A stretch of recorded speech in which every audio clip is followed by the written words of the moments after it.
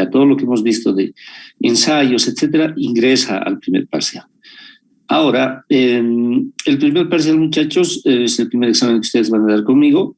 Van a ingresar al aula, van a tener una hoja de examen, ustedes todos.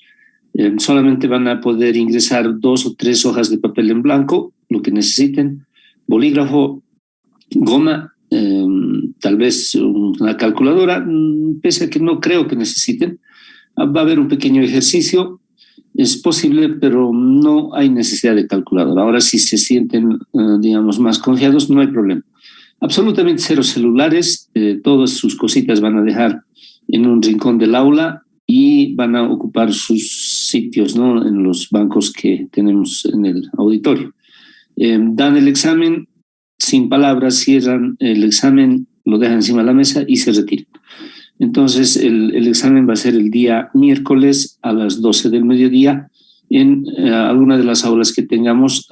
Yo creo que va a ser en las aulas de los pisos de arriba, que son más grandes, ¿no?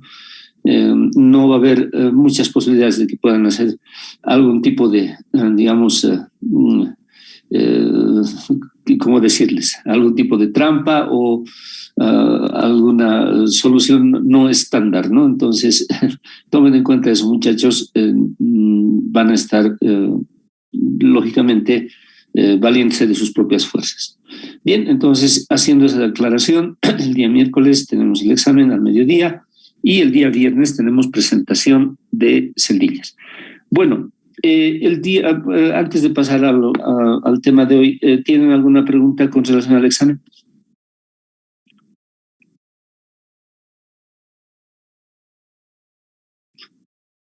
No hay. Bien, creo que está claro, ¿no? También una recomendación: no se atrasen, por favor, ¿no? Entonces, el que se atrasa siempre está con nervios y no está tranquilo. Así es que, por favor, estén todos puntuales, mejor si unos 5 minutos antes, para podernos organizar. Bueno, muchachos, vamos a pasar hoy día a iniciar el tema número 4. El tema número 4 es el tema que se refiere al segundo parcial. Todo el segundo parcial va a estar relacionado al tema 4 que vamos a empezar hoy. Es un tema relativamente largo porque es el tema central que nosotros tenemos que ver en el programa de ciencia de materiales referido a aleaciones metálicas. Entonces, este tema es relativamente larguito, tiene aquí muchos ejercicios, hay bastante de geometría y matemática que tenemos que, digamos, desarrollar. Matemática básica, lógicamente, pero de todas formas vamos a tener cálculos. El segundo parcial es un examen que tiene 2 preguntas, 2 ejercicios prácticos que van a ustedes tener que desarrollar en función a, digamos, al número de carnet de identidad que ustedes tengan. Vale decir, el examen que van a tener en el segundo parcial es absolutamente distinto para cada uno de ustedes, ¿no? Entonces, la característica del tema que vamos a avanzar me permite hacer eso. Entonces, yo les aconsejo que el segundo parcial, por favor, tenga la atención necesaria de ustedes. Es un examen sumamente sencillo el que ustedes van a dar, porque todo lo que vamos a avanzar nosotros ahora se va a repetir en el segundo parcial. Entonces, de hecho, ustedes tienen una muy buena oportunidad en el segundo parcial de sacar 100 puntos, porque si realizan el ejercicio, los 2 ejercicios, cada uno vale 50, 50 y 50, 100. No hay donde perderse y, bueno, ustedes tienen la nota asegurada. Es un examen muy sencillo porque todo lo que les voy a preguntar vamos a hacerlo nosotros en clases y no tienen ustedes ningún tipo de excusa para poder sacar una nota que no sea distinta a 100. De hecho, es normal que en el segundo parcial casi la mitad de los compañeros saquen esa nota, pero bueno, lamentablemente siempre hay jóvenes que, digamos, se están dedicando a otras actividades y no le ponen la atención necesaria. Eso ya es algo muy subjetivo de ustedes. Pero, como les digo, y les puedo prometer, ustedes van a tener una muy buena oportunidad de sacarse 100 puntos de manera, digamos así, honrada, ¿no? Seguramente han debido sacar tal vez 100 copiándose, haciendo alguna barbaridad, pero en esta oportunidad van a tener la posibilidad de realmente sacarse un buen puntaje debido al esfuerzo propio, ¿no? Entonces, puede que nunca más existe esa posibilidad para ustedes en la vida, así es que aprovechen el segundo parcial. Bien, tema número 4, entonces, anoten por favor, teoría de aleaciones, diagramas de estado. Teoría de aleaciones.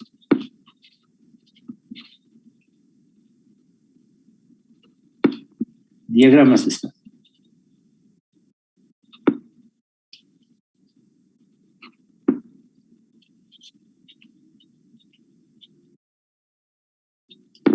Bueno, empecemos haciendo una pequeña definición de lo que es aleación, ¿no? Nosotros ya más o menos sabemos, hemos hablado bastante, pero de todas formas la vamos a volver a citar y de una vez la vamos a conocer de manera oficial.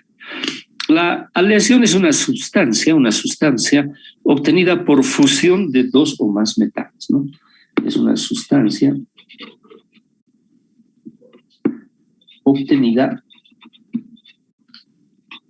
por la fusión, esta palabra sí es importante, de dos o más metales. Bien, este término, este concepto, si bien parece sencillo, merece alguna aclaración. Sucede que en el mundo de los materiales modernos existen una serie de materiales que reciben el nombre de bimetales, ¿no? Un bimetal, por ejemplo, es un contacto electrónico o eléctrico.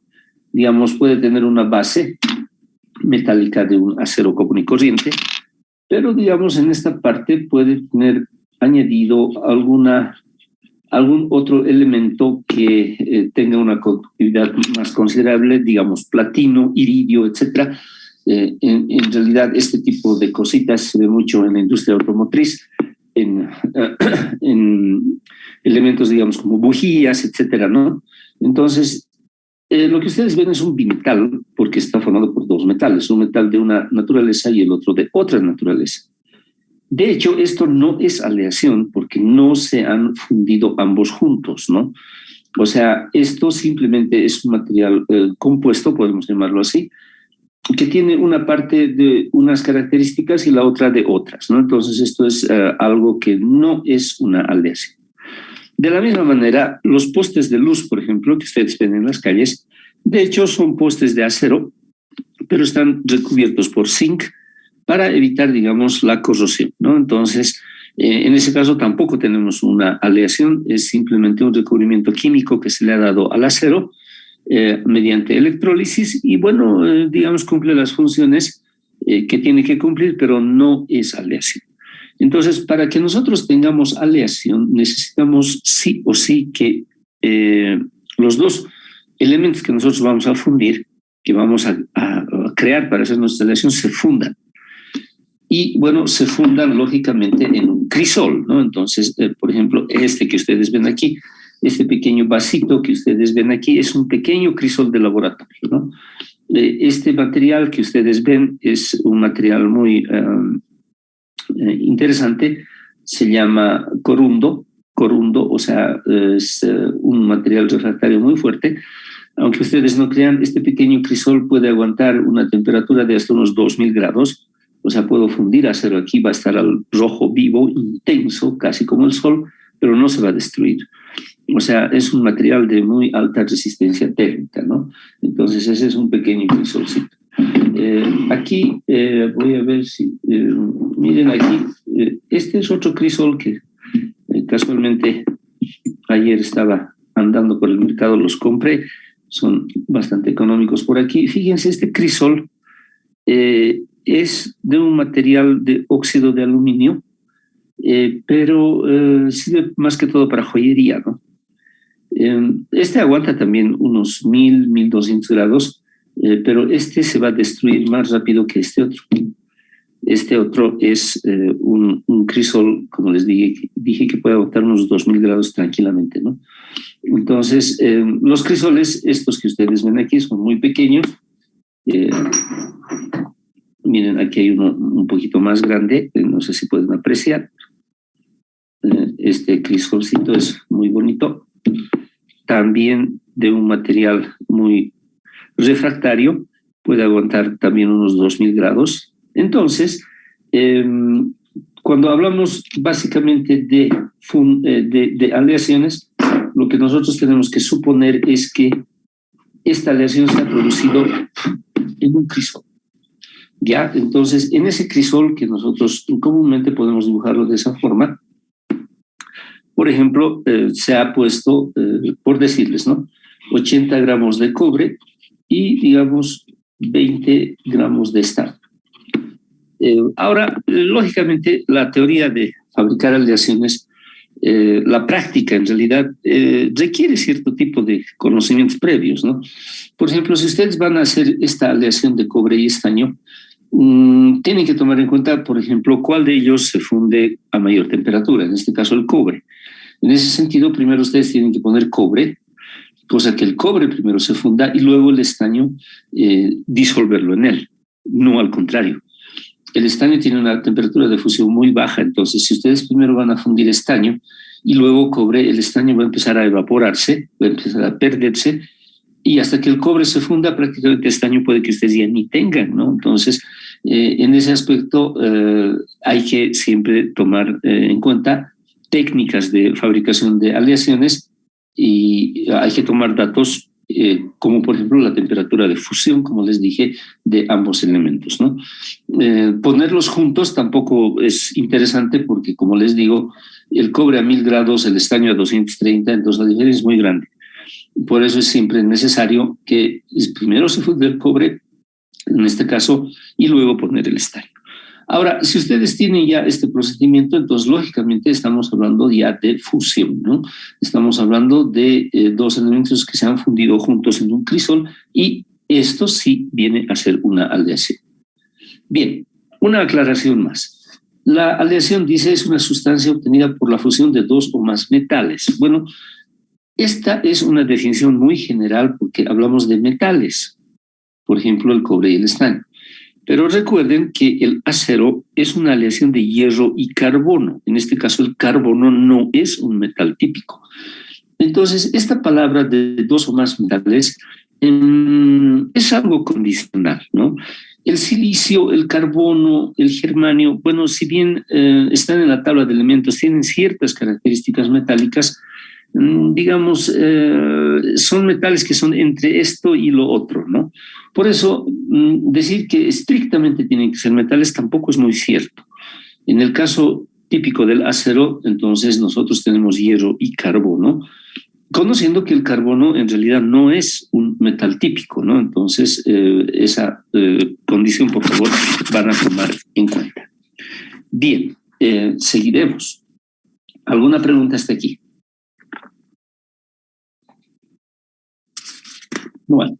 Bueno, veamos entonces, haremos un pequeño ejercicio que creo que ya lo hicimos una vez, pero repitamos de todas formas, ¿no?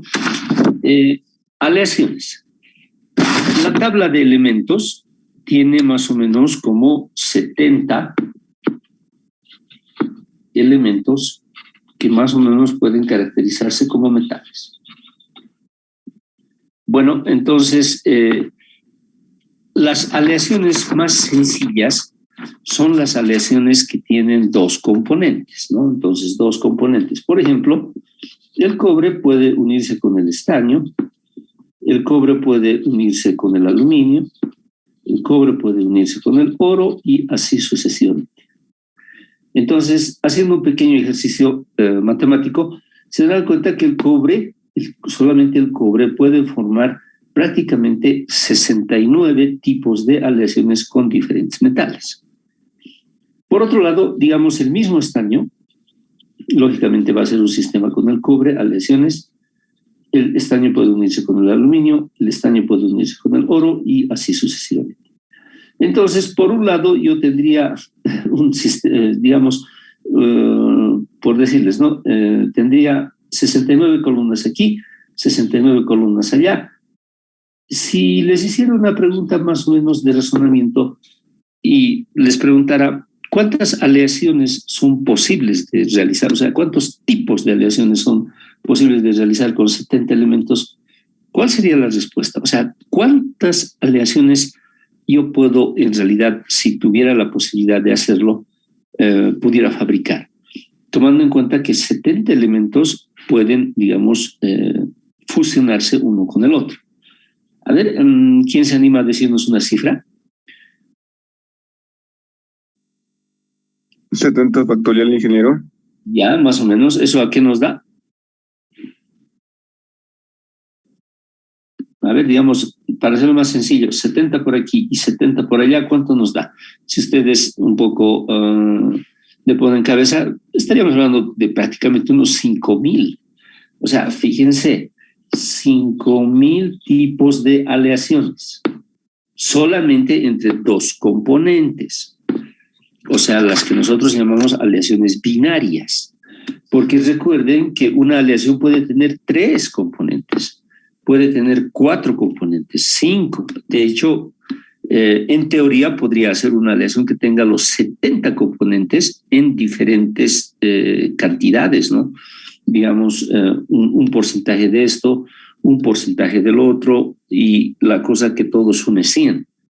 Pero de hecho yo estoy hablando de que solamente en sistemas binarios tendría alrededor de 5,000 aleaciones distintas. Ahora, hay todavía un factor que tenemos que tomar en cuenta. El cobre y el estaño, por ejemplo, pueden unirse de una proporción 50-50, una aleación. El cobre puede ser 10, el estaño puede ser 90, otra aleación. El cobre puede ser 20 y el estaño 80, otra aleación. O sea, si ustedes otra vez ponen a volar su imaginación, en realidad se podrían dar cuenta que yo no estaría equivocado si diría que se pueden practicar básicamente un número infinito de aleaciones. O sea, no son tantas las aleaciones que se pueden pensar, que se pueden poner en el papel, que definitivamente el número podría fácilmente acercarse a una cifra enorme, ¿no? O infinita inclusive. De esto podríamos hablar un poquito más tarde, si realmente esto puede ser posible. De hecho, creo que sí. Lo importante ahora es que comprendamos la gran cantidad que hay. Entonces, los sistemas binarios, por ejemplo, los que nosotros vamos a estudiar en este curso, son sistemas solamente de 2 elementos, ¿no? Aluminio, cobre, listo, hierro, carbón, estaño, aluminio, estaño, oro, punto, nada más. Pero recuerden que existen más tipos de aleaciones que se estudian, digamos, de manera mucho más precisa en casos muy especiales. Ahora, nosotros hace algún tiempo habíamos dicho que las aleaciones son mejores que los elementos puros, porque cuando ellos se combinan mejoran sus propiedades mecánicas debido a las circunstancias que también nosotros hemos relatado. La aparición de tensiones, etcétera, etcétera, eso hacen que estos metales tipo aleación sean más interesantes que los puros, eso sabemos. Pero ahora pónganse a pensar, digamos, un bronce muy típico para la industria artística es el bronce que tiene cobre y estaño. Bien, ahora, ¿será ese el único? ¿No será que, digamos, si yo uno cobre, por decirles, con estroncio o con algún metal medio raro que todavía nadie ha hecho, me dé un resultado todavía más impresionante? La respuesta seguramente sí. O sea, es una pregunta muy bonita que se parece, digamos, ayer decían que iba a ser el fin del mundo, ¿no? Entonces todos estábamos a la expectativa y bueno, estábamos, ¿no? Cuando vienen, ¿no? Y nunca vinieron. Pero la pregunta es más o menos algo parecido a eso. ¿Habrá vida en otros lugares, no? Entonces, nosotros podríamos preguntarnos aquí, ¿habrá aleaciones que sean mejores que las que nosotros conocemos en la actualidad? La respuesta parece que sí. Pero lógicamente nosotros todavía no las conocemos porque otra vez nos tenemos que ponernos inmersos en la gran cantidad de aleaciones que existen y que el hombre aún no conoce. De hecho, la mayoría de las aleaciones industriales que nosotros conocemos han sido descubiertos prácticamente por mera casualidad. La aleación hierro-carbono sabemos que ha sido básicamente un regalo de la naturaleza, ha sido algo que ya estaba previsto y que nosotros simplemente hemos adaptado a nuestras necesidades y hemos desarrollado simplemente su teoría y su práctica. Pero de hecho nadie lo ha creado. Los laboratorios actuales de ciencia de materiales metálicos prueban diferentes tipos de aleaciones y tratan de encontrar cierto tipo de propiedades muy interesantes en ellas. Claro, tienen algún tipo de, digamos, orientación, ¿no?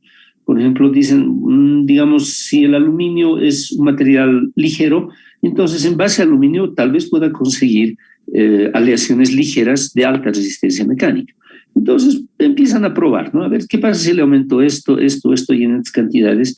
Empiezan a ver sus microestructuras, empiezan a medir sus propiedades y definitivamente pueden llegar a un final, digamos, feliz. Este ejemplo es muy claro en la industria de la aviación, por ejemplo, cuando el siglo pasado, en los años 1930 y 1940, se jugaba mucho con aluminio, con magnesio y con titanio. ¿Por qué? Porque son los elementos más ligeros que existen y que tienen una relativa muy buena resistencia mecánica. Entonces, han mezclado muchas de estas cosas y, bueno, han llegado a buenos resultados, hecho que indica que el día de hoy la industria de los materiales en la aviación esté muy avanzada, ¿no? Entonces, hoy hay elementos metálicos que se han logrado fabricar de muy buena calidad y que, digamos, rinden las condiciones que uno necesita. Por esa situación, la búsqueda de nuevas aleaciones con nuevas propiedades se va a dar siempre, porque no hemos acabado, ¿no? En algunas fuentes de literatura afirman que más o menos las aleaciones que el hombre hoy en día conoce y que tienen un uso industrial no deberían superar más o menos una cifra de 1.500 a 2.000. O sea, es una cifra grande también, ¿no? Pero no hay más. Ahí está. Eso es lo que por lo menos algunos autores afirman. Pero a más de ello, ustedes se darán cuenta que existen todavía muchísimos más aleaciones que pueden estar ocultas en algún lugar y que en algún momento, digamos, sean posibles a que se puedan descubrir. Bien, ¿alguna pregunta con relación a esto? Esto quería hacerlo a manera de introducción. Tenemos que seguir adelante. ¿Alguna pregunta? No. Bien, entonces, dicho eso, ya tenemos un concepto de lo que es aleación. Hablaremos de lo que es un diagrama de estado, entonces, ¿no?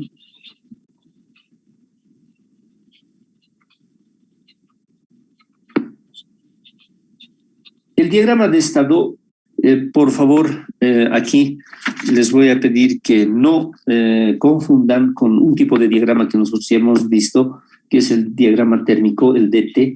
El DT no es un diagrama de estado, son dos diagramas distintos, pese a que ambos se complementan. El diagrama de estado en realidad viene a ser una especie de mapa. Viene a ser una especie de mapa y este mapa me da a mí una información muy visual, siempre y cuando yo comprenda y pueda descifrar un diagrama de estado, y que me indica básicamente en qué estado se encuentra mi aleación. Por eso se llama diagrama de estado.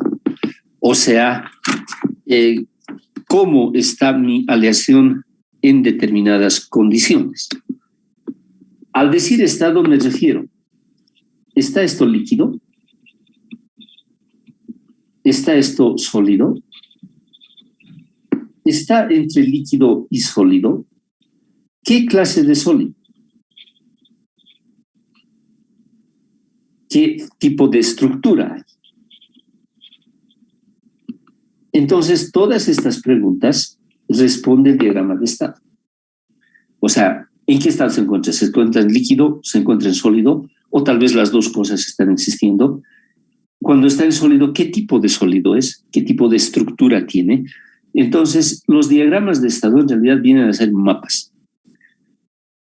Vamos a ver ahora, voy a permitirme compartir una pantalla con ustedes. Vamos a ver, denme un momentito.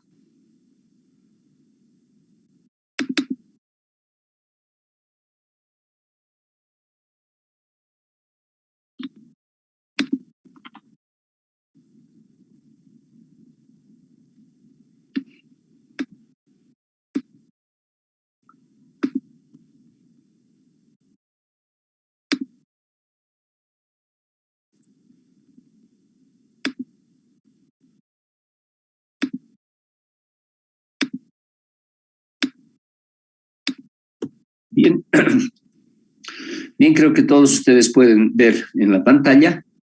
Vamos a mejorar esto un poco. Bueno, ahí está. Por ejemplo, en este diagrama de estado ustedes pueden ver el diagrama de estado referido al cobre y al níquel, vale decir, aquí está cobre y aquí está el níquel. ¿Cómo se relacionan ellos? Fíjense, por favor, tienen unas líneas, claro, porque hemos dicho que es una especie de mapa. Como vamos a ver un poquito más adelante, en nuestro curso los diagramas son de 3 tipos, ¿no? Y finalmente hay diagramas que tienen características de cada uno de ellos. Este es el diagrama del tipo 1 que forma el cobre y el níquel. ¿Qué significa eso? Que el cobre y el níquel en todo lugar se van a relacionar mediante este mapa. Y este diagrama de estado me va a decir a mí cómo se encuentra el cobre y el níquel en función, lógicamente, a su temperatura y a su composición. Ahorita vamos a ver esas dos variables. Este, por ejemplo, es el diagrama tipo 2. Creo que se nota bastante, bueno, no muy claro, pero de todas formas.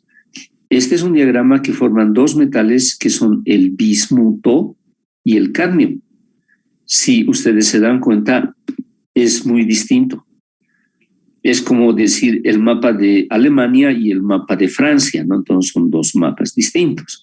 Entonces aquí tengo el mapa de cobre y níquel, aquí tengo el mapa de bismuto y cadmio, y aquí tengo el mapa de cobre y plata, por decirles, ¿no? Entonces fíjense, todos son distintos, todos tienen una característica muy específica, y lo más importante, todos tienen unas líneas que separan áreas en el diagrama que vienen a ser algo así como las fronteras en un mapa común y corriente que yo podría considerar.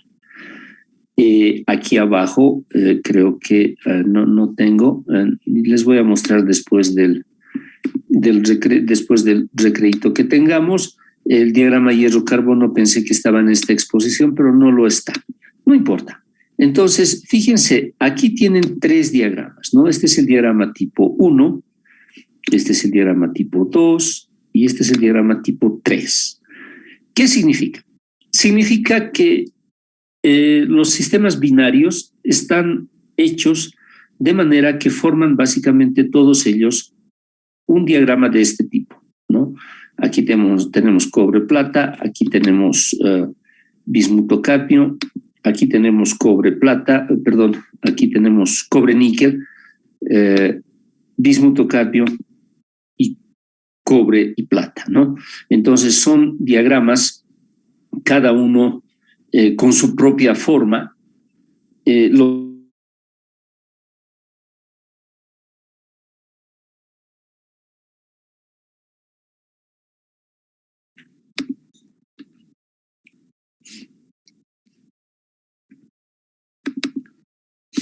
Bien, continuamos. Como les estaba comentando, entonces el diagrama de estado a mí me indica el estado en que se encuentra mi aleación, ya sea líquido, sólido, y si es sólido, qué tipo de estructura. Y lo más importante de todo ello es que si nosotros podemos descubrir la estructura mediante un diagrama de estado, podemos predecir sus propiedades. Vale decir, conociendo el diagrama de estado, después de una interpretación correcta, podemos afirmar que, digamos, esta aleación puede servir para esto o para el otro. Bien, ¿alguna pregunta hasta aquí? No hay. Veamos entonces, variables. También podríamos citar esto como digamos, características, ¿no? del diagrama. Son dos las variables que nosotros consideramos siempre que analicemos un diagrama de estado. Uno es la concentración.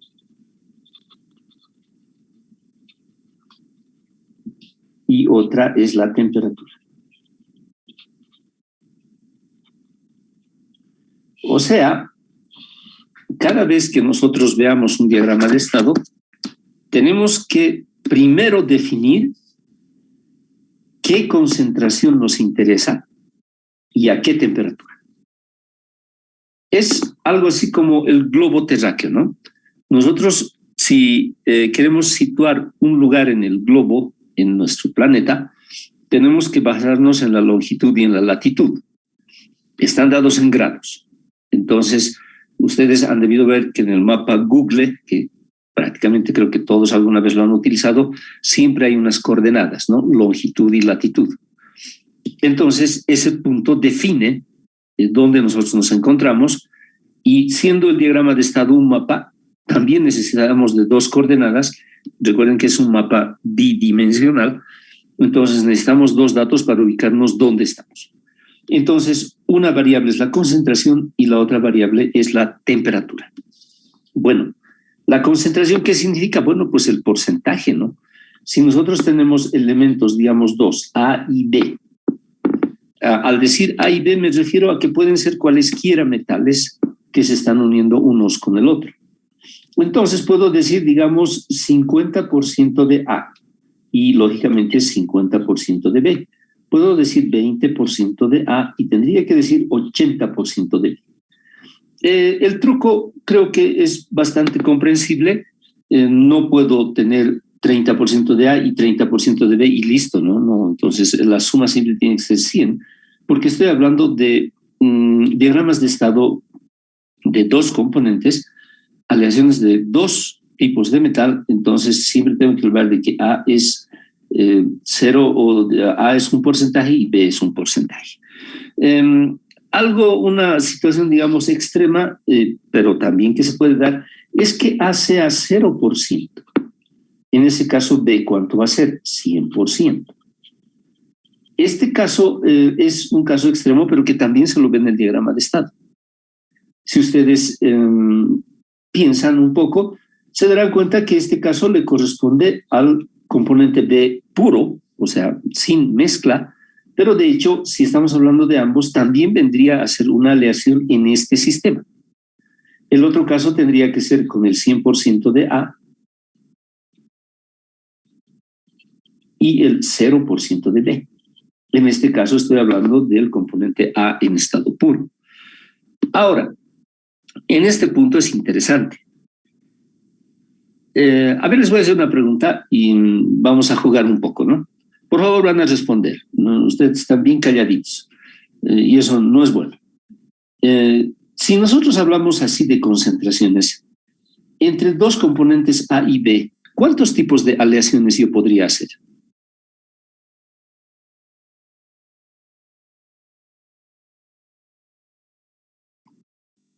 ¿100, ingeniero? 100. Ya, el compañero dice 100. ¿Hay otra opción? ¿Hay otra opinión?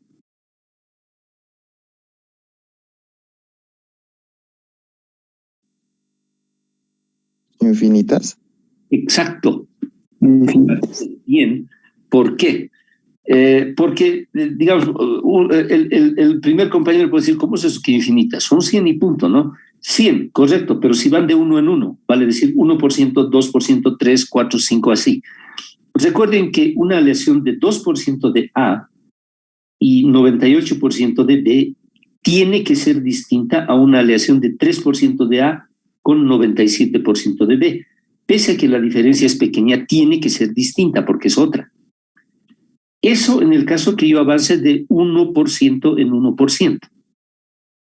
Ya, ahí podrían haber 100 aleaciones. Pero ¿qué pasa si yo avanzo de 0.1%? Vale decir, A 20.1% y B 79.9%. O sea, ya estoy avanzando un decimal. En ese caso, tendría que tener 1000 aleaciones entre A y B.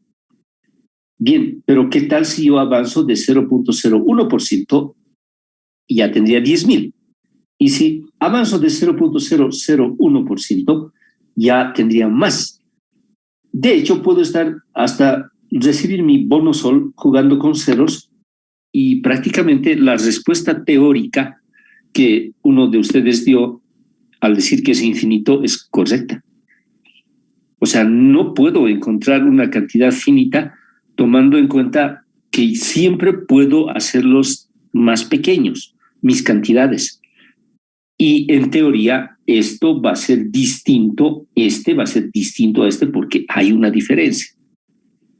Es una cuestión tal vez hasta filosófica, medio rara, pero esa es la realidad que existe, ¿no?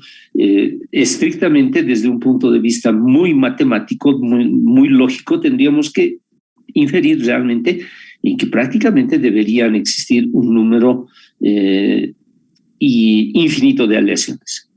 Por otro lado, eso tampoco es tan cierto porque fíjense, si yo les digo, digamos, ya hagan aleaciones entre A y B, digamos, les voy a dar tantos kilogramos de A y tantos kilogramos de B, la verdad es que cuando ustedes hagan ese ejercicio, teniendo una masa finita de A y una masa finita de B, también van a tener pues una cantidad de átomos a nivel atómico hablando determinada para mezclarlos entre ellos. O sea, no van a poder ya romper el átomo y decir, bueno, medio átomo allá y medio átomo allá. No, eso no hay caso. Entonces, bajo ese punto de vista, si tuvieran masas finitas, ya la cosa cambiaría y no tendríamos ya un número infinito de aleaciones, sino tendría un número determinado, ¿no? Pero lógicamente muy complicado de hacer, una tarea, diría prácticamente imposible, bueno, pero de todas formas, digamos, lo que acabamos de decir, espero que les ayude un poquito a reflexionar, ¿no?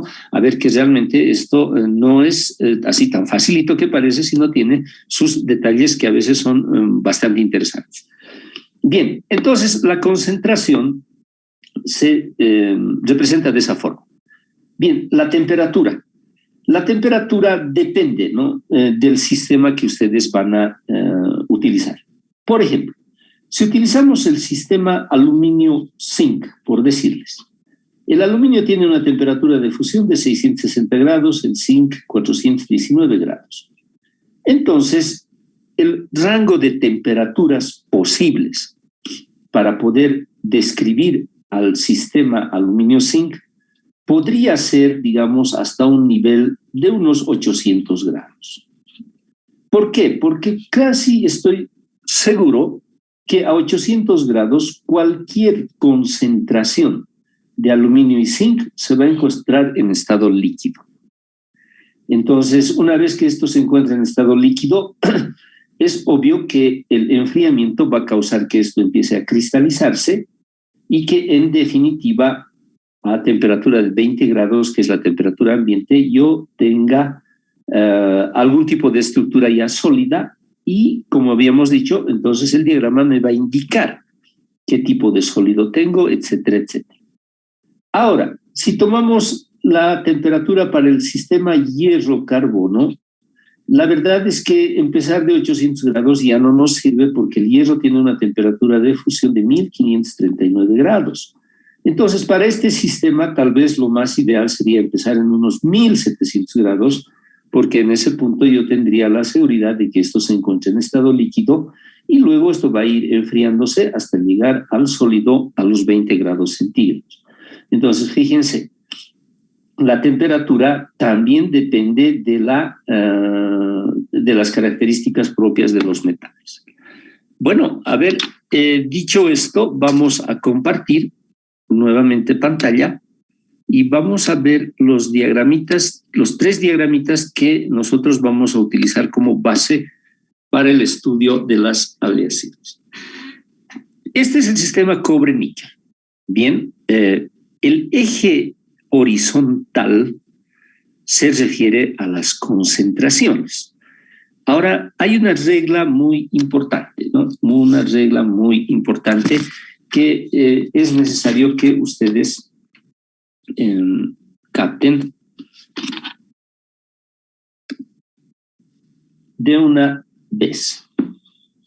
El diagrama de estado, por lo general, se dibuja en un diagrama de 3 líneas. En este costado, en el costado izquierdo, se pone el componente puro primero, podríamos llamarlo A, simplemente A, no importa cualquiera que sea, y el segundo componente, por lo general, se lo reconoce con la letra B. Esto no es un capricho mío, esto es una nomenclatura internacional, así es que no tengan miedo de utilizarlo. Entonces, A es aquí y B es aquí. Entonces, la graduación, por lo general, del eje horizontal es de 100 unidades. O sea, significa que aquí se pone 50, 10, 20, 30, 40, 50, 60, 70, 80, 90. ¿Por qué se pone en unidades de 100? Bueno, por comodidad.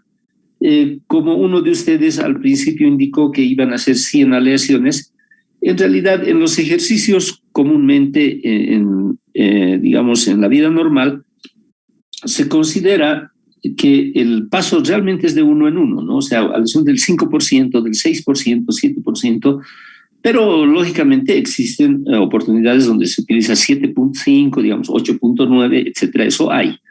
Pero en líneas generales se practica, por así decirlo, dividir el eje horizontal en 100 unidades, ¿no? Entonces nosotros ponemos 10, 20, 30, 40, 50, 60, 70, 80, 90. Pero ahora, ¿qué es esto? Bueno, pues se pone una flecha y se dice porcentaje de B. O sea, el que se encuentra a la derecha es el que manda en la escala. ¿Ya? Esto es importante y por favor recuerden. El elemento de la derecha representa la escala de 0 a 100 en términos de concentración. ¿Qué significa eso?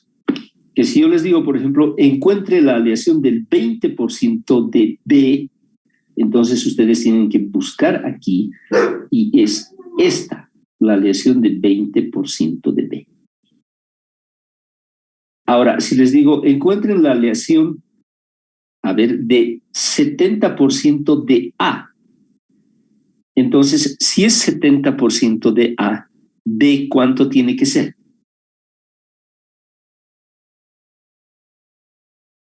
A ver, 30%. 30%. Y como esta escala representa a B, entonces esa mi aleación es esta. ¿Se dan cuenta? Entonces, la línea de abajo, la escala de abajo, a mí me indica la concentración del elemento B, el que se encuentra a la derecha. ¿Ya? Entonces, si me dicen 80% de B, fácil, pues directamente me voy aquí, aquí está. 50% de B, aquí está. A ver, 10% de A. 10% de A. ¿Cuánto de B entonces? 90%. 90. Entonces ese 10% de A es esta. Entonces no se van a dejar engañar por falsos profetas, por favor. La línea de abajo, la línea horizontal, me representa siempre el porcentaje del elemento que se encuentra a la derecha, en este caso B. Ahora, ¿porcentaje en qué? Por lo general es porcentaje en masa, vale decir en gramos, kilogramos, toneladas, etcétera, etcétera. Hay algunos diagramas que tienen el peso atómico. Pero eso por lo general van a encontrar en la literatura anglosajona, en la literatura, digamos, que acepta el sistema internacional de medidas. Esto está en unidades de masa, ¿no? Gramos, kilogramos, toneladas, y nosotros vamos a utilizar para la concentración precisamente ese tipo de unidades, ¿no? Masa, nada más. Bien, entonces creo que esto ha quedado claro. La temperatura. Para tomar en cuenta la temperatura, yo necesariamente tengo que empezar conociendo las temperaturas de cristalización del elemento puro A y del elemento puro B. Supónganse que A es aluminio, y que B es zinc. Supónganse. El aluminio tiene una temperatura de fusión de 660 grados, entonces esa temperatura se pone aquí. Entonces, el eje de las temperaturas se divide de tal forma que 660, digamos, esté más o menos en ese punto. Zinc tiene 419, entonces, tomando en cuenta esta división, el zinc más o menos está por aquí. ¿Por qué?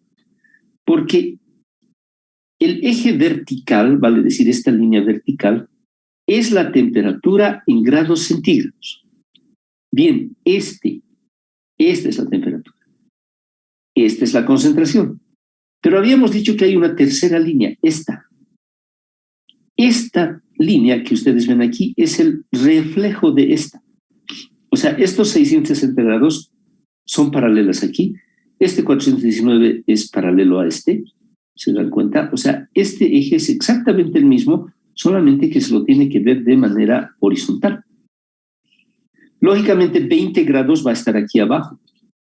20 grados es una temperatura también un poco convencional que se toma para decidir qué estructura yo tengo a temperatura ambiente. Ahora, aquí podemos, digamos, empezar a discutir un poco con ustedes, ¿no? Algunos de ustedes pueden decir, ¿por qué 20 grados? Si estoy en Santa Cruz es 30, o si estoy en Potosí es menos 5. Bueno, lógicamente hay una discrepancia entre las temperaturas de las ciudades y de lugares, pero internacionalmente se consideran los 20 grados como la temperatura ambiente en cualquier lugar. Se supone que es una temperatura de laboratorio, una temperatura de taller, de investigación, y es los 20 grados la temperatura que se considera la temperatura de partida para poder describir la estructura de la lesión que ustedes tienen. No 0 grados. 0 grados es el punto de congelación del agua. Cualquiera diría que entonces lo más importante aquí es el 0 grados que estaría aquí abajo, pero no. Para nosotros lo que más nos va a interesar cuando estemos viendo diagramas de estado, como ya lo estamos haciendo, es precisamente la temperatura ambiente, que son 20 grados, ¿no? Entonces, este término 20 grados o temperatura ambiente lo van a encontrar muy a menudo, en el libro está así, y en todas las fuentes de bibliografía estos 20 grados se citan como referencia para poder ver las estructuras que nosotros tenemos a esa temperatura. Bien, siguiendo adelante, creo que como resumen podríamos decir lo siguiente.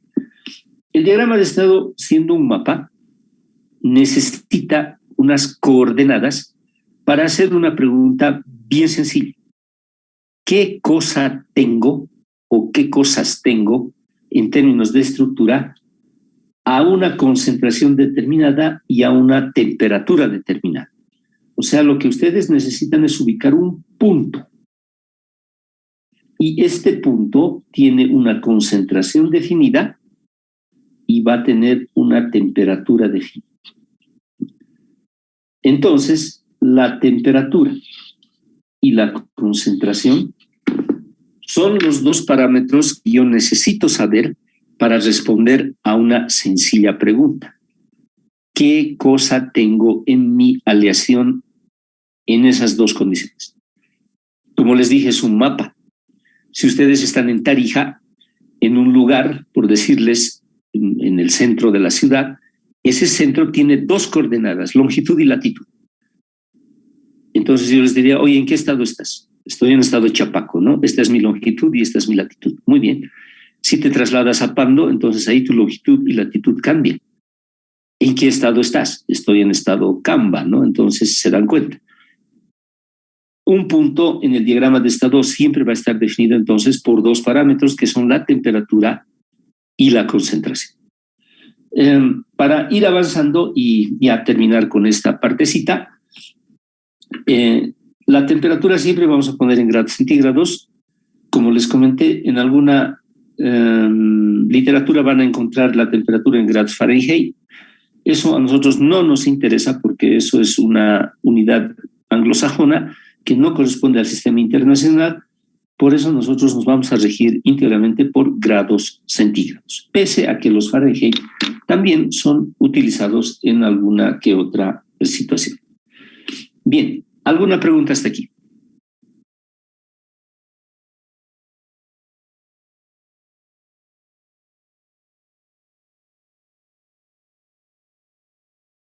No hay nada. Bien, muchachos, seguimos adelante. Bueno, vamos a hacer un pequeño paréntesis en lo que se refiere a los diagramas. Ya más o menos hemos visto de qué se trata, qué son, cómo se los puede graficar, qué parámetros hay. Ahora es importante que nosotros hagamos una clasificación de las aleaciones. Pongan entonces clasificación de aleaciones. Porque de hecho lo que estamos estudiando son aleaciones, ¿no? Entonces, clasificación de aleaciones. ¿Qué significa eso? Cuando ustedes mezclan algunas sustancias, la mezcla puede ser muy distinta, ¿no? Por ejemplo, ustedes pueden mezclar agua y aceite. Se van a dar cuenta que esas 2 cosas, de hecho, mantienen cada uno algo así como su independencia estructural y van a ser pequeñas gotitas de aceite que van a estar nadando en agua y de hecho ambas sustancias nunca se van a llegar definitivamente a disolver una en la otra. Esa es la naturaleza que tienen el aceite y el agua. Por otro lado, si tienen, digamos, café y leche, se van a dar cuenta que ambos se disuelven muy bien uno en el otro y prácticamente no hay ningún inconveniente en formar una sustancia muy homogénea. Si ustedes tienen agua y azúcar, van a notar que el azúcar se disuelve también bastante bien y prácticamente, digamos, desaparece en el agua y daría la impresión que nunca ha existido, ¿no? Entonces es una solución. En este caso se dice que el azúcar se disuelve en el agua. Si ustedes agarran una piedra y ponen en el agua, van a ver que nunca se va a disolver, por lo menos en los próximos siglos, en los próximos decenas de años. En ese caso diríamos que la piedra no se disuelve en el agua. En este sentido, los metales se conducen unos con relación a otros de una manera muy similar. Hay metales que entre ellos se aceptan muy bien. Por ejemplo, el oro y la plata forman aleaciones muy homogéneas. Tanto el oro y la plata se pueden disolver. Y esta palabra, por favor, tomen muy en cuenta. Vamos a repetirla muchas veces. Tanto el oro y la plata pueden disolverse uno en el otro con bastante facilidad. Y básicamente en las cantidades que ustedes quieran. No sucede lo mismo, digamos, con el hierro y el carbono. El carbono no es metal, eso hemos dicho alguna vez. Entonces el carbono no se disuelve muy bien en el hierro. Se disuelve un poco, pero no tanto. O sea, que una sustancia pueda disolverse en otra muchas veces tiene un límite. Ese límite se llama saturación. Recuerden términos de química. Por ejemplo, si ustedes tienen agua y tienen una cantidad enorme de sal al lado, van a empezar a echarle sal, digamos, al agua y van a notar que sí, efectivamente van a lograr una buena disolución hasta cierto punto. Pero va a llegar un momento en que el agua se va a saturar, ya no va a querer más, no va a poder físicamente más disolver agua y van a quedarse simplemente cristales de sal nadando o en el fondo de la solución y ya no se va a poder hacer nada con ellos. En ese punto se dice que básicamente la disolución ya ha llegado a un límite de disolución, vale decir, se ha saturado.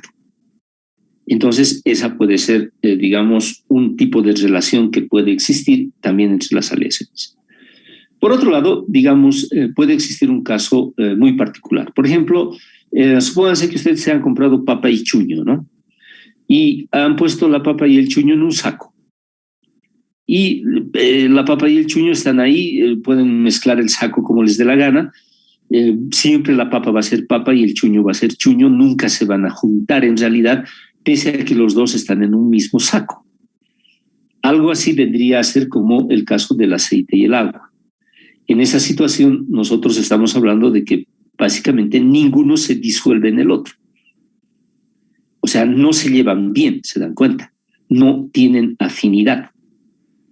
Esto se debe a que existe en términos químicos más que todo ese concepto de afinidad química. Es como las personas, ¿no? Ustedes tienen un grupo de amigos que son cercanos a ustedes porque comparten los mismos intereses, son parecidos. Pero tal vez ustedes no van a poder, digamos, congeniar con personas, vaya, que les guste, digamos, la música clásica porque no es del agrado de ustedes. Entonces ustedes dos, esos dos grupos de personas no van a poder encontrar porque no tienen afinidad, se dan cuenta. Y esa afinidad en términos de química y de metalurgia se representa en que sus propiedades son muy parecidas. Les comentaba del oro y la plata, que se disuelven uno en el otro muy bien. ¿Por qué? Porque miren, tanto el oro y la plata son buenos conductores eléctricos, tienen una constitución electrónica muy parecida, ambos reaccionan prácticamente de la misma forma a cuestiones de oxidación y corrosión, ambos son muy maleables, ambos tienen la celdilla cúbica centrada en la cara, entonces hay un montón de cosas que los hacen muy similares y químicamente afines. Por esa situación es que ellos van a relacionarse de mejor manera que, digamos, el hierro y el carbono, que son dos cosas distintas. El hierro y el carbono vendrían a ser algo así como la bella y la bestia, ¿no? La bella, digamos, el hierro y la bestia el carbono, porque el carbono es carbono, no es metal. No puede estar metiéndose con el hierro, ¿se dan cuenta? Entonces, ese concepto de afinidad quisiera que esté presente con ustedes, porque al momento de ver clasificación de aleaciones, eso va a ser muy importante. ¿Qué tipos de aleaciones básicamente existen? Hay muchos. De hecho, se descubren alguna vez nuevas, que son aleaciones complejas, por lo general que se forman a altas temperaturas, viven allá arriba, pero para nosotros son básicamente tres las aleaciones más importantes que hay. Entonces ponemos A. Hay una aleación que se denomina mezcla mecánica. Hay una aleación B que se denomina compuesto químico. Compuesto químico. Y hay una aleación C que se llama tipo solución. Al momento de hablar de solución, ya nomás quiero comentarles un aspecto importante. La palabra solución en nuestro idioma es un poco medio que a veces nos confunde, ¿no? Lamentablemente en el idioma castellano, solución tiene varios significados.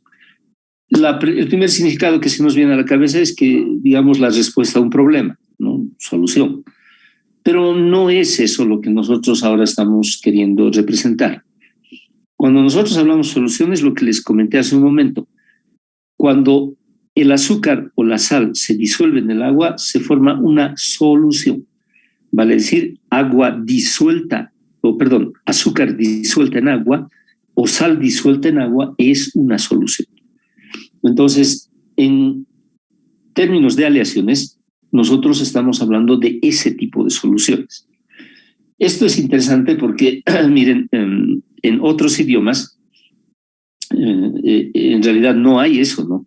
Bueno, ustedes saben que yo estudié en Rusia. En Rusia particularmente el término solución es uno para resolver problemas y solución química es absolutamente distinta. Entonces ahí no hay en absoluto ningún tipo de confusión y todo está muy claro. Pero lamentablemente en nuestro idioma, y creo que en el inglés también es igual así, lo mismo, entonces existe ese tipo de doble significado, ¿no? Pero de todas formas, entonces, nosotros estamos hablando de una solución más o menos química, ¿no? De eso necesitamos. Bien, ¿alguna pregunta hasta aquí? No hay. Antes de ver cada una de estas aleaciones, quiero compartirles un concepto que también se maneja mucho en aleaciones y que se denomina aditividad de propiedades. Aditividad de propiedades. Bien, vamos a partir de un ejemplo y quiero que ustedes me ayuden a construir este concepto. Supónganse que la temperatura de fusión de A es 3000 grados. Y supónganse que la temperatura de fusión de B es 2000 grados.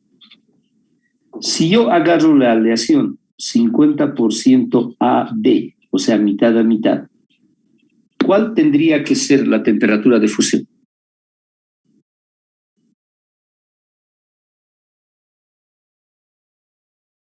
¿2500? Muy bien, esa pregunta, esa respuesta es lógica. Por lo demás, tendríamos que llamarla correcta. Si fuera efectivamente 2500, nosotros hablaríamos de aditividad de propiedades, vale decir que puede sacarse el promedio. Eso es correcto. Esto es aditividad de propiedades. Lamentablemente, esto no es así en la mayoría de los casos. Por razones que, digamos, están siendo explicadas, tienen alguna explicación, hay lógicamente teorías muy amplias al respecto. En la mayoría de las situaciones esto no es así. Si A tiene 3000 y B 2000, es muy posible que A y B pueda tener más de 3000 o mucho menos de 2000. Parece que no es lógico, ¿no? Pero este es un fenómeno que se observa en muchas cosas, no solamente en la temperatura de fusión, sino también en las propiedades mecánicas. Por ejemplo, les había comentado que las aleaciones son mejores, ¿no es cierto? Si digamos, A tiene 100 kilogramos fuerza sobre milímetro cuadrado y B tiene 200 kilogramos fuerza sobre milímetro cuadrado, en realidad, si yo tuviera que simplemente sumar, adicionar las propiedades, podría decir que A y B mitad a mitad tendrían que tener 150 kilogramos fuerza sobre milímetro cuadrado como propiedad mecánica de resistencia mecánica. Pero nosotros sabemos que eso no es así, que las aleaciones van a tener más, ¿no? Entonces es muy posible que esta aleación tenga una resistencia mecánica del orden de los 300, 400, 500 o tal vez mucho más, por los efectos que nosotros hemos dicho. Entonces, esta aditividad de propiedades en algunas ocasiones se mantiene y en la mayoría no se mantiene. ¿Ya? Vamos a tomar en cuenta otra propiedad que es una propiedad física, por ejemplo, la densidad. La densidad de A, digamos, es 8 y la densidad de B es 9. En términos de densidad, hay aditividad de propiedades. Si ustedes quieren sacar la densidad de la aleación, tienen que sacar la densidad de los componentes, multiplicarlos por su parte, o sea, qué porcentaje ocupan en la aleación y ya está. Ahí ustedes no se van a equivocar. La densidad es una propiedad aditiva.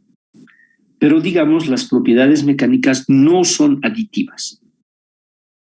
Eso es de suma importancia porque vamos a ver que hay aleaciones que tienen algunas propiedades que pueden ser aditivas y otras propiedades que no van a ser aditivas. Por eso, cuando estemos ya entrando específicamente al estudio de las aleaciones por separado, vamos a decir aquí esta propiedad es aditiva, esta propiedad no es aditiva, pero ya nosotros sabemos de qué estamos hablando. ¿Comprendido este término?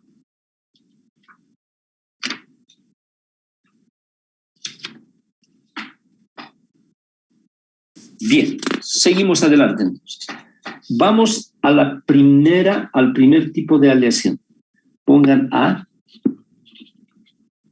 aleación tipo mezcla mecánica.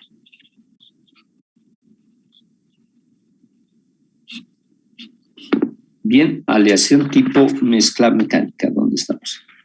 Ahí creo que está. Muy bien, ahí está.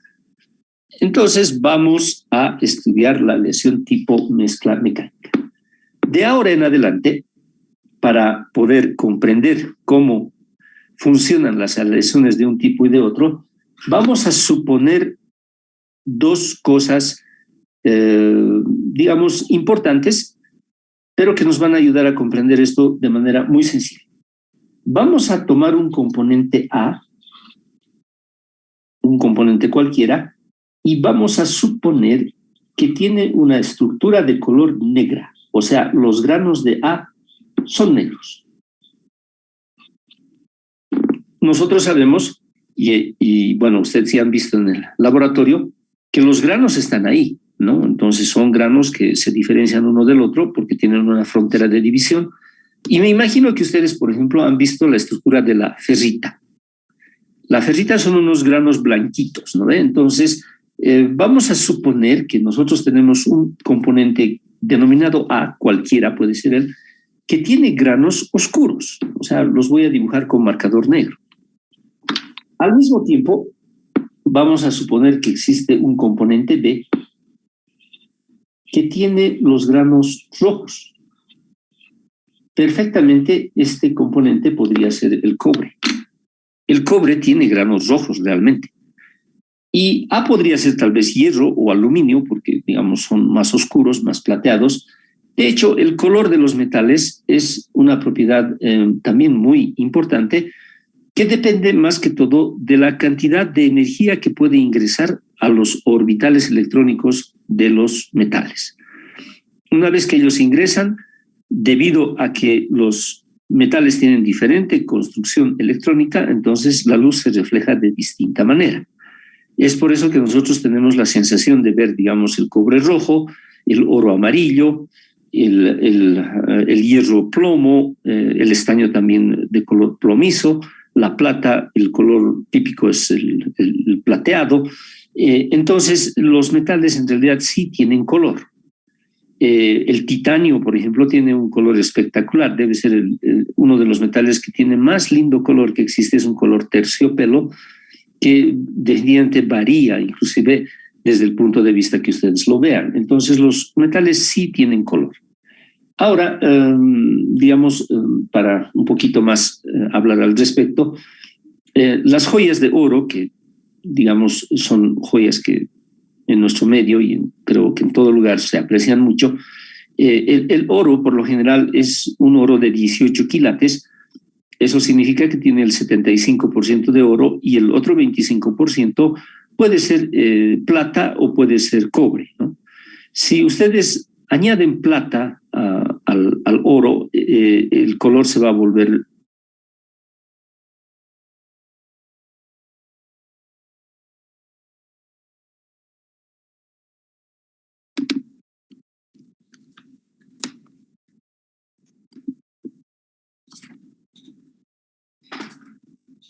bien. Mientras van llegando poco a poco al aula, por favor, atentos a la lista, atentos a la lista.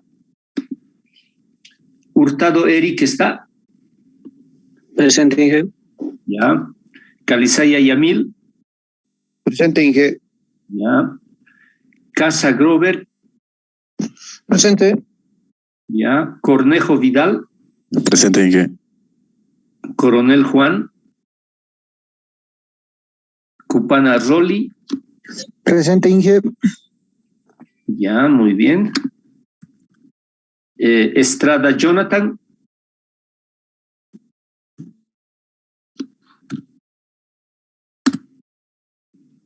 Gutiérrez Juan.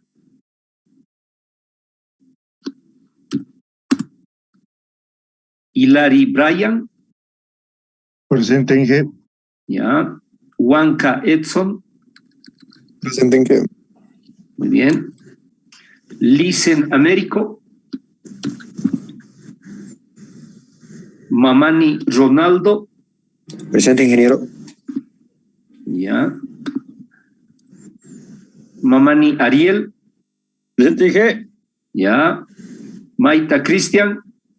Presente, Inge. Ya. Kenayata Luis.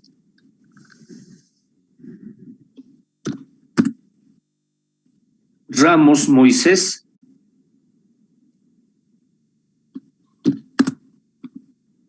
Sola Nicolás. Presente, Inge. Ya. Ucharico Luz.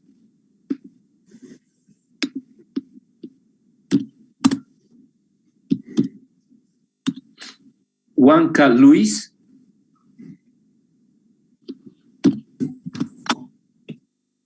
Ali Alan.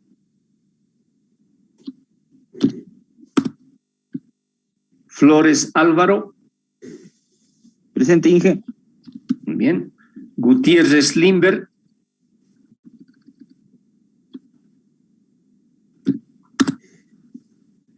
Cari Álvaro. Presente, Inge. Muy bien. Isidro Oscar. Presente, ingeniero. Ya. Poma Franz.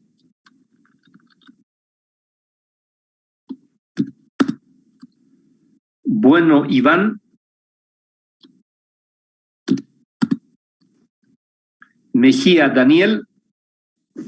Mejía Daniel, presente, Inge. Ya. Vicente Lisandro. Presente, ingeniero. Ya.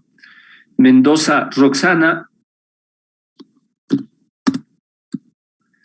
Chura José.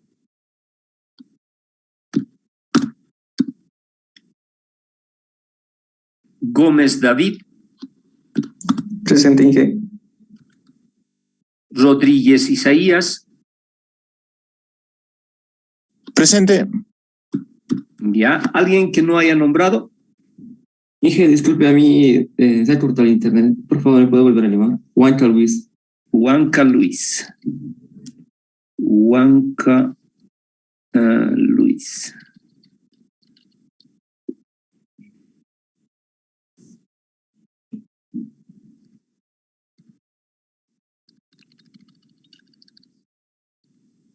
Ya, muy bien, Huanca Luis. ¿Alguien más? Inge, yo me reuní tarde a la reunión. Dime, ¿cuál es tu apellido? Estrada Velasco. Estrada Velasco. Bien, ¿alguien más? El mío, Inge. Gutiérrez Quispe. Gutiérrez Quispe Juan. Muy bien. ¿Alguien más? Ya, muy bien. Cerramos asistencia. Continuamos.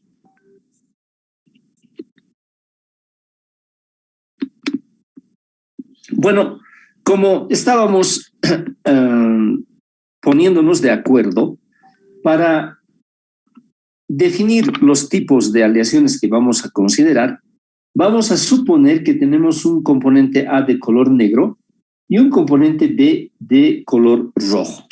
Ya hablamos un poquito sobre los colores, ¿no? Digamos, para darle un poquito de matiz, podría tal vez pintarlos así. Miren, no tengo mucha facilidad, ustedes tienen colores en casa, les había comentado algún momento que sería bueno que tengan lapicitos, entonces ahí ustedes podrían utilizar muy bien para, digamos, darles la tonalidad, ¿no? Pero creo que se dan cuenta de lo que me refiero. Aparte de ello, vamos a decir que A tiene una celdilla del tipo cúbica centrada en la cara, tipo CCC. y B, se darán cuenta para poder comparar, vamos a decir que tiene una celdilla cúbica centrada en el cuerpo, vale decir tipo CC. Bien, entonces la mezcla mecánica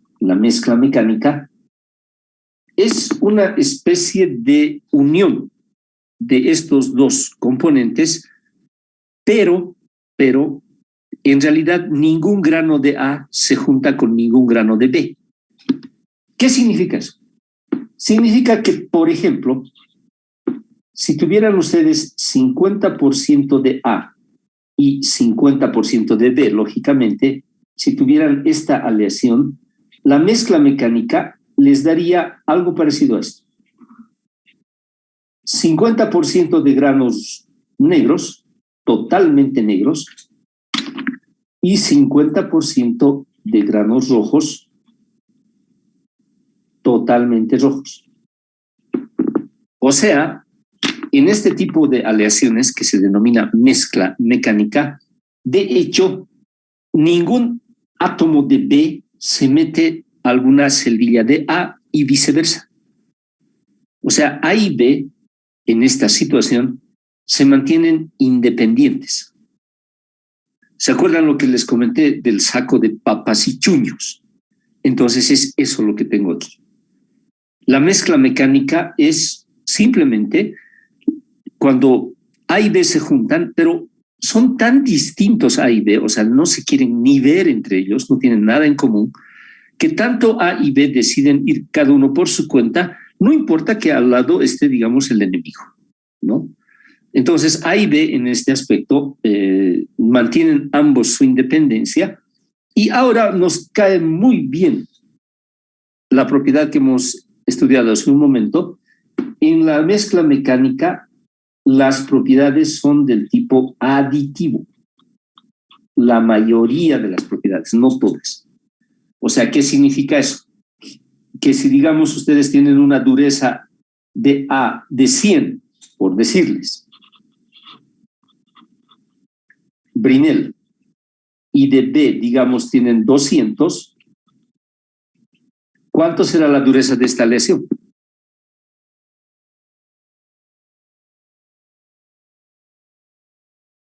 ¿300? Consideren la cantidad de cada uno de ellos que hay, muchachos. O sea, hay mitad de A y mitad de B. Entonces, ¿cuánto tendría que ser? No es que sumen nomás.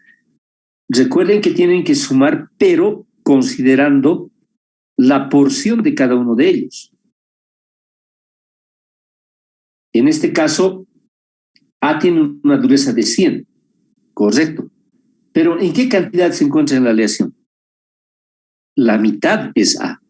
Entonces, ¿cuánto tendría que ser la dureza de A, digamos, dentro de la aleación? Tendría que ser 50. B es 200, pero está en la mitad en la aleación. Entonces, el aporte de B tendría que ser 100 y de hecho la suma tendría que ser 150, vale decir el promedio.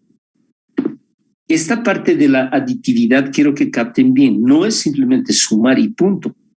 Tomen en cuenta la cantidad de cada uno de ellos. En este caso es mitad y mitad. A ver, quisiera saber si esto se ha comprendido bien. ¿Cuánto sería la dureza del 20% de A, de esa aleación? A ver, ¿cómo tendríamos que decir? 20% de A. Entonces, ¿A cuánto tiene de dureza? 100. Correcto. Pero el 20% de 100 va a ser, pues, entonces 20. En cambio, B va a tener el 80%. Entonces, el 80% de 200, ¿cuánto va a ser?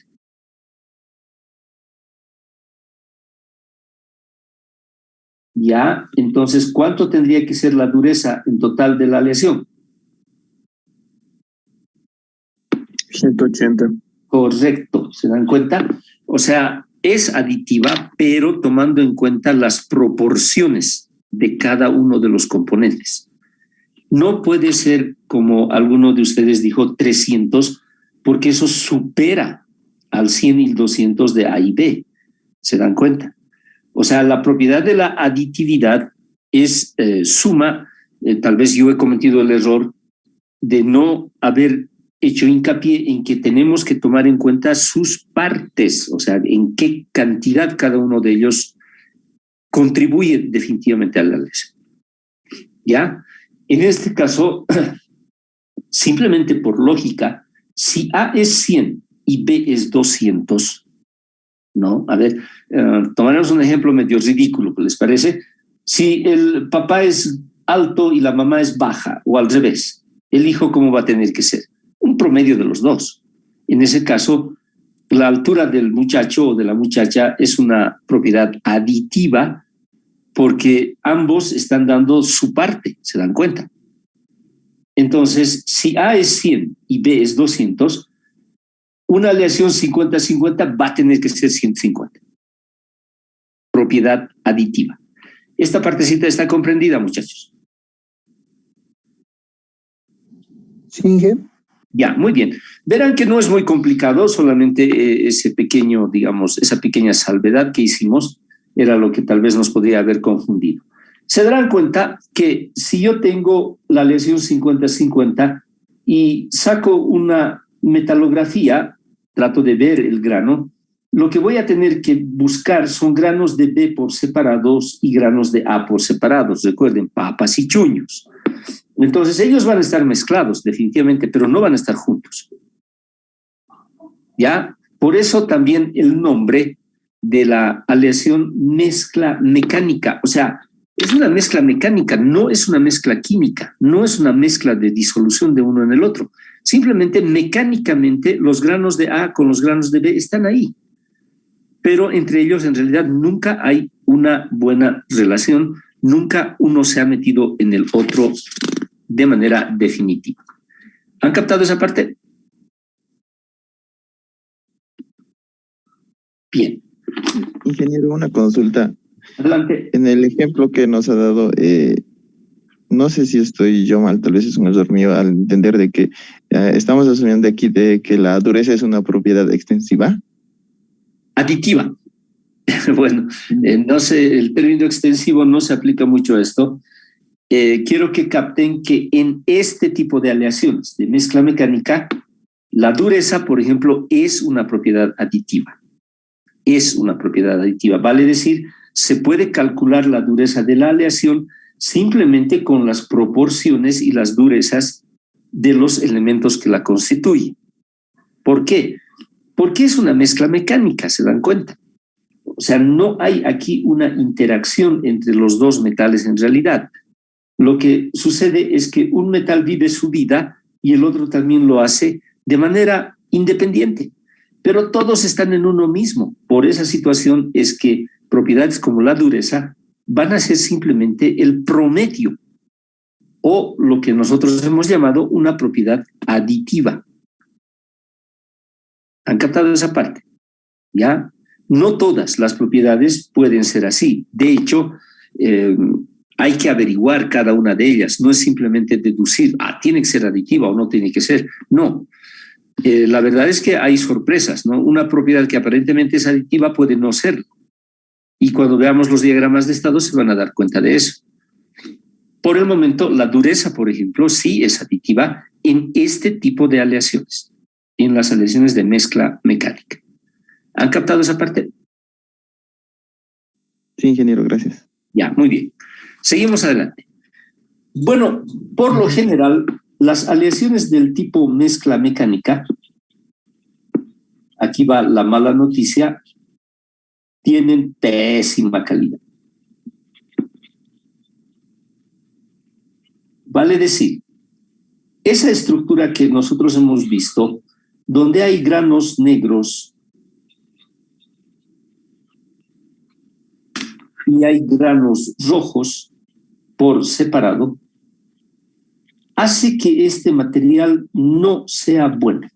O sea, desde el punto de vista de propiedades mecánicas. O sea, por lo general, estos materiales tienen propiedades mecánicas muy bajas. No son muy buenos. ¿Por qué? Porque recuerden que están unidos de una manera mecánica, o sea, no hay una unión perfecta grano con grano. Son tan distintos los granos de A y de B que básicamente están ahí, pero algo así como están ahí comprimidos. Bueno, por la fuerza misma, digamos, de la relación electrónica que existe, porque son metales, ¿no? O sea, todo eso está junto, pero no tiene la fuerza necesaria como para poder, digamos, decir que tiene propiedades mecánicas elevadas. O sea, este tipo de mezcla mecánica, por lo general, jamás se utiliza para deformación. O sea, si ustedes quieren doblar este tipo de estructuras, inmediatamente puede romperse porque la unión, la atracción entre los granos es muy débil. Entonces, cualquier esfuerzo que ustedes pongan va a causar que esto definitivamente se rompa. Entonces, para deformación no sirve. Por otro lado, tampoco tiene mucha dureza porque la dureza, en este caso, que es, hemos visto una propiedad aditiva, simplemente me dice que si A tiene una dureza determinada y B tiene otra, entonces el promedio va a ser lo que tengo, ¿no? Y ya está. Recuerden que en las aleaciones, cuando yo pongo alguito y logra eso entrar dentro de la celdilla, digamos, del otro elemento, se forman tensiones y demás cosas y eso lo hace más fuerte. En este caso no hay crecimiento de tensiones porque si, digamos, la celdilla de la negra era cúbica centrada en la cara, esa celdilla se mantiene. Ningún elemento de B se ha metido dentro de la celdilla. ¿Se dan cuenta? No hay relación entre ellos. Por eso es que la dureza, la resistencia mecánica de este grano no va a crecer. Va a seguir siendo el mismo que era al principio. Por esa situación, las mezclas mecánicas no son buenas en calidad, pero se utilizan en ciertas oportunidades. Hay, y eso vamos a ver cuando estemos viendo el diagrama de estado. ¿Han comprendido esa parte?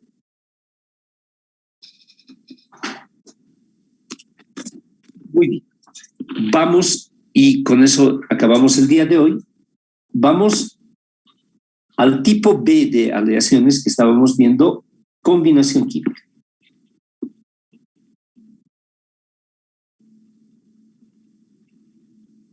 La combinación química se da también entre un componente A y un componente B. Lógicamente, estamos hablando de sistemas binarios. Entonces, cuando hay una combinación química, se forma una fórmula química, o sea, un nuevo compuesto químico. Este compuesto químico, por lo general, tiene propiedades muy distintas a las de A y B. Por eso en la combinación química aditividad no existe para nada, prácticamente. No hay aditividad. ¿Por qué? Porque cuando dos cosas, dos elementos se juntan y forman un compuesto químico, lo que en realidad se obtiene es una sustancia totalmente distinta a A y B. A ver, comprenderemos esto en ejemplos muy sencillos. ¿Qué es el agua, muchachos? Ya voy a utilizar otro papelito. El agua, en condiciones normales, es el líquido sin el cual la vida no existe para nosotros, en nuestras condiciones. ¿Pero de qué está formado? Está formado de hidrógeno y de oxígeno. ¿Y qué son estos dos? Gases. Entonces, ¿qué tienen que ver estos gases con el líquido que yo tanto deseo? Nada. Por eso también la naturaleza tiene pues una infinidad de materiales y de sustancias. ¿Cuántos elementos hay en la tabla periódica? 100, 110 apenas. De ellos los más importantes podrían ser una veintena, 30 tal vez, pero a partir de la combinación de esos 20 y 30, yo tengo pues rocas, tengo piedras, tengo animales, tengo vegetales, tengo gases, tengo una serie de líquidos. O sea, tengo una variedad enorme, increíble de cosas que en la naturaleza tienen lugar. Por eso, cuando 2 o 3 cosas se juntan, absolutamente el resultado va a ser totalmente distinto a lo que yo tenía en un principio. Un ejemplo también sacado de alguna película, digamos, de espías. El cianuro de potasio. El cianuro de potasio, KCN, es uno de los venenos más fuertes que existen. Pero tomándolos por separado, el nitrógeno es un gas que nosotros lo respiramos cada día. Para nosotros es un gas inerte, no nos hace nada.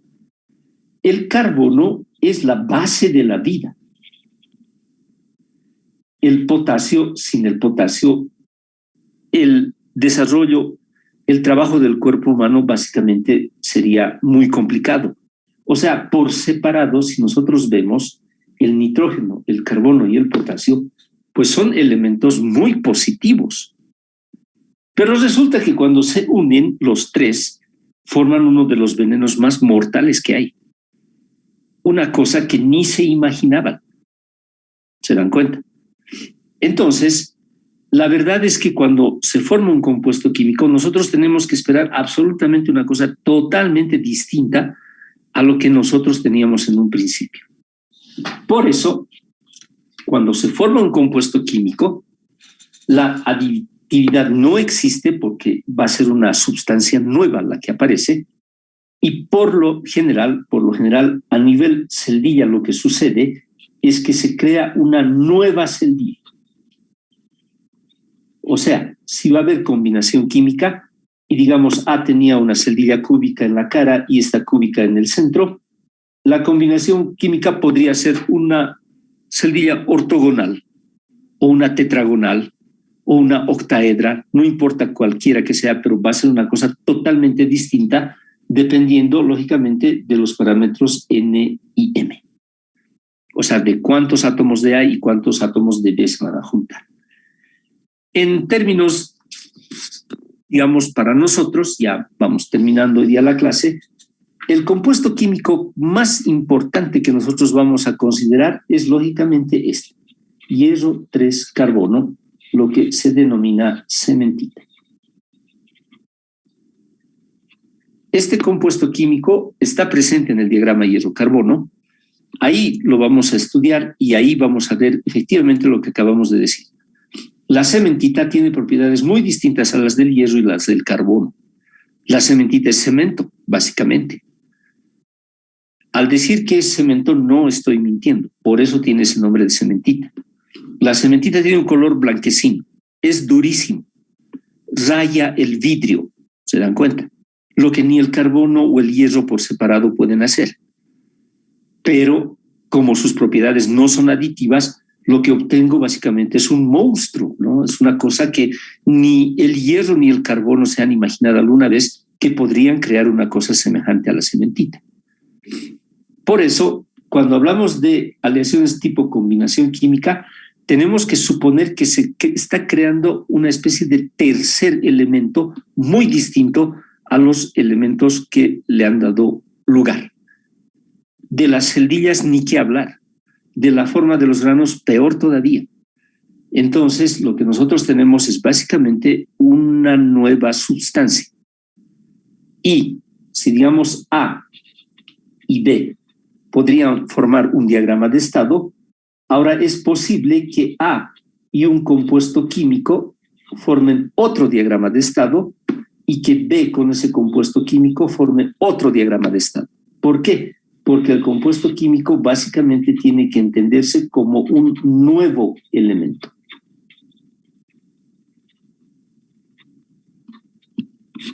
Porque tiene, lógicamente, propiedades muy distintas a las que tenían sus papás, por así decirlo. Bien, muchachos. Preguntas, por favor, porque nos toca ver ahora soluciones, el tercer tipo de aleaciones, pero eso es muy largo, lo vamos a hacer ya de manera presencial, cuando nuestras actividades estén totalmente normalizadas. Por el momento vamos a quedar ahí. Si tuvieran preguntas, por favor, adelante.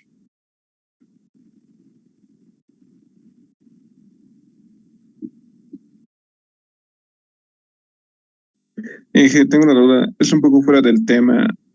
¿Cómo podría identificar cuántos quilates tiene una moneda de oro, por ejemplo? Bueno, esa es una tarea un poco complicada. En realidad, hay una especie de piedritas, me parece, son una especie de lijas que permiten, haciéndole una pequeña raspadura, definir el quilataje dependiendo el color que salga, ¿no? Eso los joyeros tienen. Por otro lado, digamos, si bien eso sirve, no vamos a decir que no, el quilataje solamente se puede definir de manera muy concreta con un análisis químico.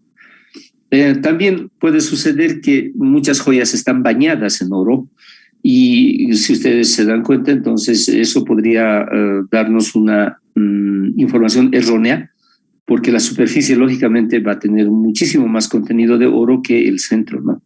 Entonces es hasta riesgoso poder, digamos, hacer un análisis simplemente superficial o visual. Eso es muy engañoso. Se han dado casos en que simplemente acero ha sido bañado en oro y que, digamos, a gente muy inocente se les ha vendido como piezas de oro netas cuando en realidad no era así. El cobre tiene, por ejemplo, una densidad muy elevada, es pesado, por así decirlo. Entonces el cobre cubierto con oro da la impresión que fuera una joya de oro maciza, pero como les dije, es muy engañoso. Entonces la superficie, la información que se obtiene rayando la superficie de las joyas es un tanto hasta peligrosa, ¿no? Tomando en cuenta que pueden haber ese tipo de detalles como ser el recubrimiento electrolítico de alguna pieza que no sea precisamente de material precioso. Así es que si estás traficando con oro, ten cuidado con eso. Bien, ¿alguna otra pregunta? Gracias, Inge.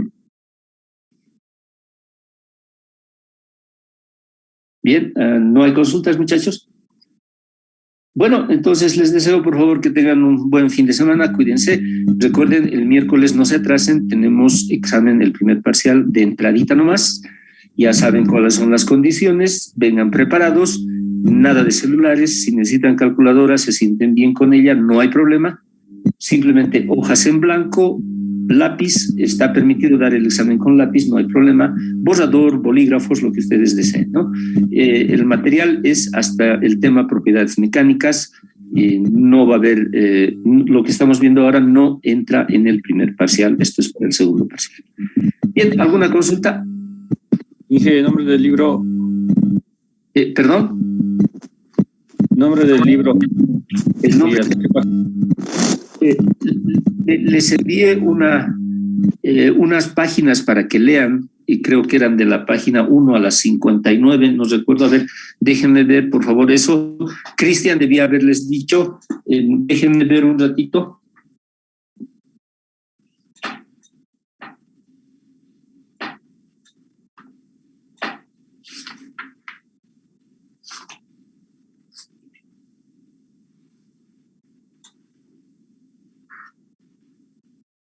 Sí, creo que es hasta la página 59, muchachos. Entonces, la lectura del libro es del 1 a la 59. Entonces, van a tomar en cuenta ese detalle, ¿no? Van a ver algunas preguntitas de esa lectura.